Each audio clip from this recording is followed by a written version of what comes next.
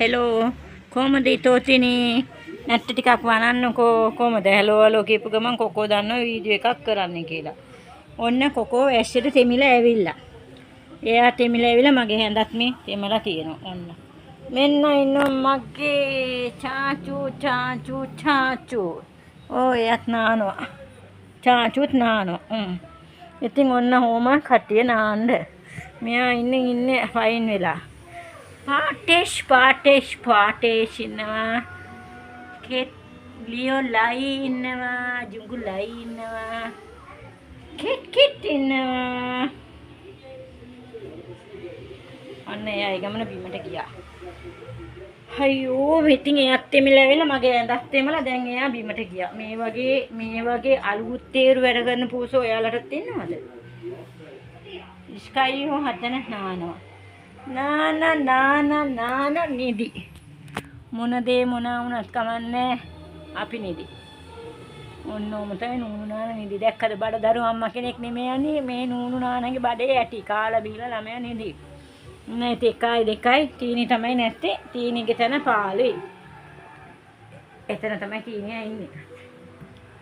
මම මේ කියන්න ගත්තා ඉතින් අපි නූනු නානගේ වීඩියෝ එකටයි නූනු නානගේ අම්මටයි ගොඩාක් හොඳ කමෙන්ට් දාලා තිබ්බා. හරිම ආදරණීය කමෙන්ට්. ගොඩාක් අය බලලත් තිබුණා අපේ ළමයාගේ වීඩියෝ එක. ඉතින් ගොඩාක් ස්තුතියි. ඔයගොල්ලන්ගේ හොඳ කමෙන්ට් දකින්නකොට ඔයගොල්ලන් කට්ටිය වැඩි හරිය බලලා ඉන්නවා දකින්නකොට ඉතින් හරි සතුටුයි. ඇත්තට මිනිස්සුන්ගේ ඉතල කොච්චරනම් ආදරේ කරුණාව තියෙනවද කියන එක. තව කෙනෙක් ගැන හිතට හොඳ හැඟීමක් කියන එක, හොඳ වචනයක් ටයිප් කරන්න, අතට එන එක ඒව හරි වැදගත්. මොකද ගොඩාක් වෙලාවට අපි දකිනවා වීඩියෝ එකක් දැම්මම ඒ වලට ගොඩාක් අය එක විදිහට තමුන්ට කැමති විදිහට කමෙන්ට් කරනවානේ. නමුත් ඇත්තටම මේ බල්ලන්ගේ පූසන්ගේ මම මේ දකිනවා මෙයාලගේ වීඩියෝස් දානකොට කවදාවත් එහෙම කිසි මිනිසෙක් කිසිම ඒ විදිහේ එක වචනයකින්වත් එක අකුරකින්වත් ඇලපිල්ලකින් පාපිල්ලකින් ඉස්පිල්ලකින්වත් එහෙම ඉතර දෙන විදිහට කවදාවත් කමෙන්ට් කරන්නේ නැහැ. ඉතින් එවැනි කොච්චර ආදරණීය මිනිසුන් මේ ලෝකේ ඉන්නවද? ඉතින් ඔයාලව අපිට දැන හඳුනා ගන්න ලැබුණේ මේ වීඩියෝ හරහා මේ පූසු නිසා. ඇත්තටම හරිම සතුටුයි ඒ වගේ හොඳ ආදරණීය මිනිසුන්ව අපිට හඳුනා ගන්න ලැබීම. මොකද අපි ජීවිතේට ඔයාලව දැකලා නැහැ. අපිට ඕගලන්ට කිසි ඥාති සම්බන්ධයක් නැහැ. කිසිම හිතවත්කමක් නැහැ.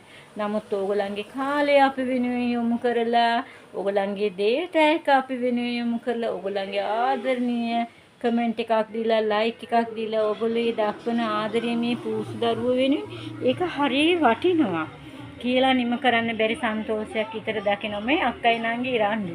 අක්කා නංගි ඉතින් මේ තමයි මගේ සතුට.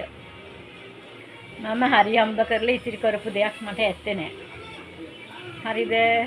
මටයි කියලා සතුටක් ලබන්න පුළුවන් එකම කරුණ තමයි මගේ ළමයි.